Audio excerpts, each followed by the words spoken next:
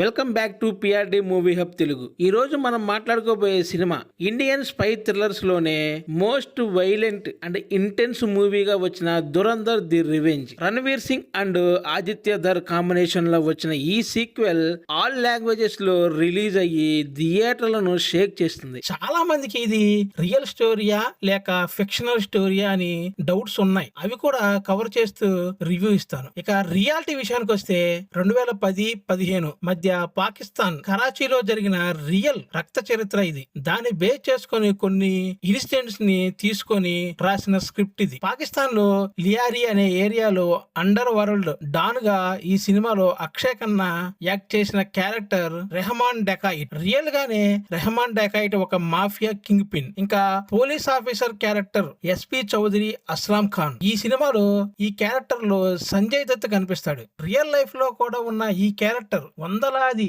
ఎన్కౌంటర్లతో కరాచీని clean చేసిన SP Chaudhary Aslam Khan. తనని 2014లో పాక్ తాలిబన్లు చేసిన ఒక బాంబ్ బ్లాస్ట్ వల్ల చనిపోతాడు. ఇంకా మన ఇండియా విషయానికి వస్తే ముంబైలో జరిగిన 26-11 అటాక్. పాకిస్తాన్ లో కూర్చొని ఉగ్రవాదులు మన ముంబైని రక్తసిక్తం చేసిన తర్వాతే మన ఇండియన్ ఇంటెలిజెన్స్ రా అండ్ ఐబి దెబ్బకు దెబ్బ తీయాలన్న కసితో ఒక ఆపరేషన్ స్టార్ట్ చేస్తారు. ఆ ఆపరేషన్ లీడ్ చేసిన మాస్టర్ మైండ్ సినిమాలో మాధవన్ చేసిన క్యారెక్టర్. రియల్ లైఫ్ లో అప్పటి national security advisor NSA Ajit Doval గారి క్యారెక్టర్ అది. ఒక ముస్లిం గా పాకిస్తాన్ లో 7 ఏళ్ల పాటు అండర్ కవర్ లో ఉండి ఆయన నడిపిన mind games, Karachi gang wars ని వాడుకున్న సీన్స్ కూడా 100% రియల్ ఇన్సిడెంట్స్. ఇంకా సినిమాలో ఇంకో మెయిన్ పాయింట్ దొంగ నోట్లు. పాకిస్తాన్ ISI ఇంకా అండర్ వరల్డ్ కలిసి మన ఇండియా కరెన్సీ 500 నోట్స్, 1000 నోట్లు ఫేక్ కరెన్సీగా తయారు చేసి ఉగ్రవాదులకు ఫండింగ్ చేసే సీను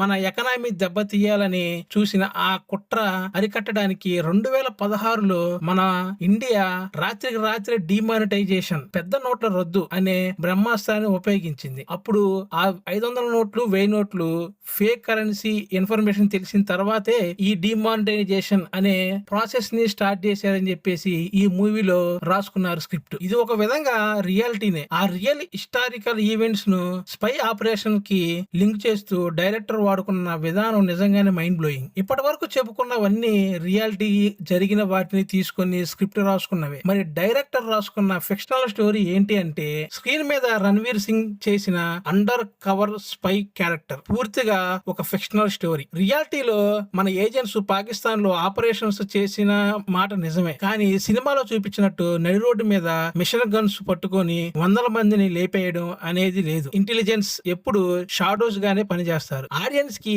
ఆ కిక్, ఆ అడ్రినలిన్ రష్ ఇవ్వడం కోసం డైరెక్టర్ యాడ్ చేసిన మాస్ డోస్ మాత్రమే ఈ రణవీర్ సింగ్ క్యారెక్టర్. ఇప్పుడు అర్థమైంది కదా, ఇవి మాత్రమే రియాలిటీ ఫిక్షనల్ స్టోరీస్. ఇంకా మూవీ రివ్యూలోకి వెళ్ళిపోదాం. స్టోరీ విషయానికి వస్తే ఇది ఫస్ట్ పార్ట్ కి డైరెక్ట్ కంటిన్యూషన్. 26/11 ముంబై అటాక్స్ కి రివెంజ్ తీర్చుకోవడానికి Indian under cover spy Ranveer Singh తన ఐడెంటిటీని మొత్తం మార్చుకొని హంజా అలీ మజారి అనే ఐడెంటిటీతో పాకిస్తాన్ లోని కరాచీ అండర్ వరల్డ్ మాఫియాలోకి చేరతాడు. ఫస్ట్ పార్ట్ లో most powerful don Rehman Dakait ని లేపేసిన హీరో సెకండ్ పార్ట్ లో ఆ మాఫియా సామ్రాజ్యానికి ఏకైక బాదుషాగా ఎలా మారాడు, పాకిస్తాన్ లో ఒంటరిగా అక్కడి క్రిమినల్ సిండికేట్ ని, పొలిటికల్ సిస్టమ్స్ ని రూట్స్ లెవెల్ నుంచి ఎలా నాశనం చేశాడు, ఈ బ్లడీ రివెంజ్ ప్రాసెస్ లో తను ఎలాంటి ప్రాబ్లమ్స్ ఫేస్ చేశాడు అన్నదే ఈ high voltage action drama story. ఇంకా మూవీలో ప్లస్ పాయింట్ విషయానికి వస్తే సినిమాకి మెయిన్ పిల్లర్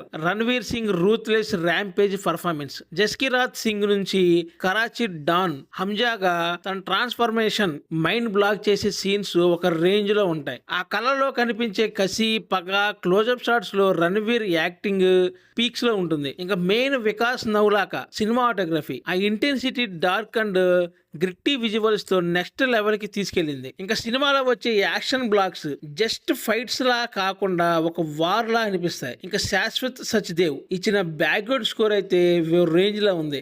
థియేటర్ లో ఒక్కో సీన్ ని ఎలివేట్ చేస్తుంటే గూస్ బంప్స్ వచ్చాయి. ఇంకా లారీ అండర్ వరల్డ్ లో జరిగే hand to hand combat sequences లో వచ్చే సౌండ్ మట్టికి వేరే లెవెల్లో డిజైన్ చేశాడు. ఇంకా సంజయ్ దత్ మాధవన్ లాంటి స్టార్స్ స్క్రీన్ మీద ఉన్నప్పుడు వచ్చే ఆ గ్రావిటీ కూడా సినిమాకి ఒక పెద్ద ప్లస్ పాయింట్. కేవలం రివెంజ్ మాత్రమే కాకుండా ఒక స్పై తన దేశం కోసం తన ఐడెంటిటీని వదులుకొని పడే పెయిన్ ని చాలా ఇంటెన్స్ గా చూపించాడు. ఇంకా ఫస్ట్ హాఫ్ కన్నా కూడా సెకండ్ హాఫ్ లో యాక్షన్ సీక్వెన్స్ మాత్రం ఓ రేంజ్ లో పెట్టాడు. చాలా బ్రూటల్ గా ఉంటాయి. మర్డర్ సీన్స్ గానీ, చంపుకోవడం గానీ ఓ రేంజ్ లో ఉన్నాయి. ఇంకా రణవీర్ సింగ్ కరాచీ డాన్ లుక్ లో స్క్రీన్ ప్రెజెన్స్ అయితే వేరే లెవెల్లో ఉంది. ఇంకా ప్రొడక్షన్ వాల్యూస్ కూడా చాలా బాగున్నాయి. కొన్ని చోట్ల వీక్ అనిపించినా గానీ కొన్ని చోట్ల బాగున్నాయి. ఇంకా లాస్ట్ 1 hour మూవీ అయితే సీట్ ఎడ్జ్ లో కూర్చోబెట్టింది. అలా ఉంటాయి ఆ సీన్స్ మాత్రం. నేను ఆ సీన్స్ రివీల్ చేయట్లేదు. ఇంకా మైనస్ పాయింట్ విషయానికి వస్తే మేజర్ బిగ్గెస్ట్ మైనస్ పాయింట్ ఏదైనా ఉంది అంటే సెకండ్ పార్ట్ కి అది రన్ టైమే. దాదాపు 4 గంటల సినిమా.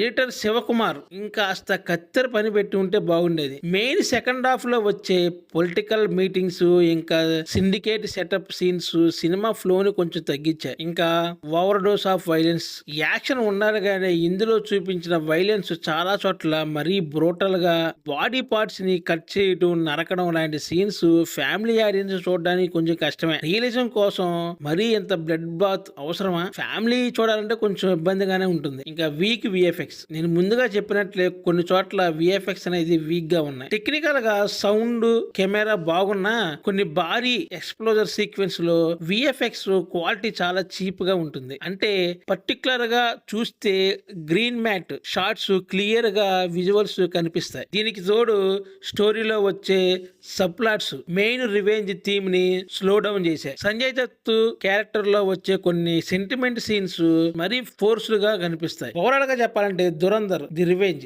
అనేది ఒక రా and rustic spy full action కోసం, రణవీర్ సింగ్ మాస్ పర్ఫార్మెన్స్ కోసం, ఇంకా అదిరిపోయే బ్యాక్గ్రౌండ్ మ్యూజిక్ కోసం చూడొచ్చు. కానీ ఆ 4 గంటల రన్ టైం చూసే ఓపిక మీకు కావాలి. ఇంకా ఫైనల్ గా ఈ మూవీకి నా rating 4.5/5. Thanks for watching. Subscribe చేసుకోవడం మర్చిపోకండి. కొంచెం సపోర్ట్ చేయండి గాయస్. ఇలాంటి latest web series and movie reviews మీకోసం తీసుకొస్తూనే ఉంటాను. Thanks for watching.